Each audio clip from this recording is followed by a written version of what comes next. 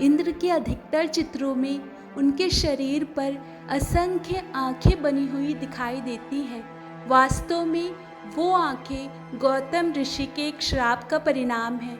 पद्मम पुराण में वर्णित एक कथा के अनुसार देवराज इंद्र स्वर्ग लोक में अप्सराओं से घिरे रहने के बाद भी काम वासना से घिरे रहते थे।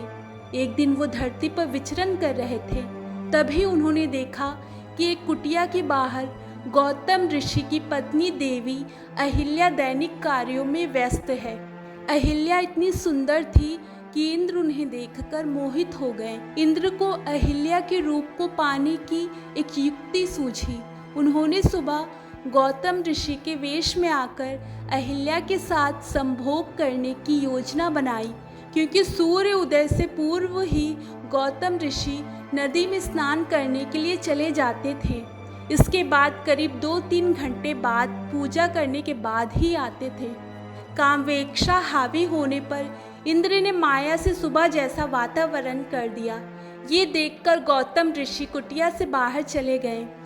उनके जाने के कुछ समय बाद इंद्र ने गौतम ऋषि का वेश बनाकर कुटिया में प्रवेश किया। उन्होंने आते ही कहा, अहिल्या से प्रणय निवेदन किया। अपने पति द्वारा इस तरह के विचित्र व्यवहार को देखकर पहले तो देवी अहिल्या को शंका हुई, लेकिन इंद्र के छल कपट से सराबोर मीठी बातों को सुनकर अहिल्या भी अपने पति के स्नेह में सब कुछ भूल बैठी। दूसरी तरफ नदी के पास जाने पर गौतम ऋषि ने आसपास का वातावरण देखा, जिससे उन्हें अनुभव हुआ कि अभी सुबह नहीं हुई है। वो किसी अनहोनी की कल्पना करके अपने घर पहुँचे।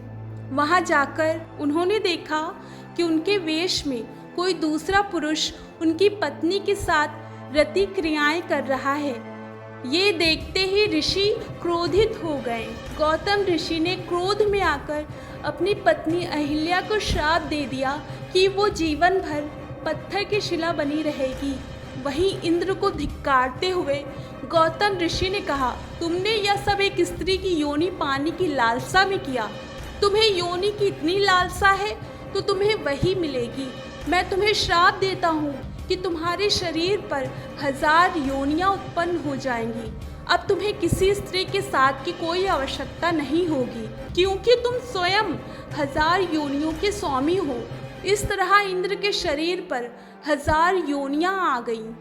इंद्र को अपराध बोध हुआ तो उन्होंने हाथ जोड़कर गौतम ऋषि से क्षमा मांगी। गौतम ऋषि का क्रोध शांत हुआ तो उन्होंने इंद्र के श्राप में संशोधन करते हुए उन योनियों को आँखों में बदल दिया। इस कारण इंद्र की तस्वीर पर 1000 आँखें दिखाई देती हैं।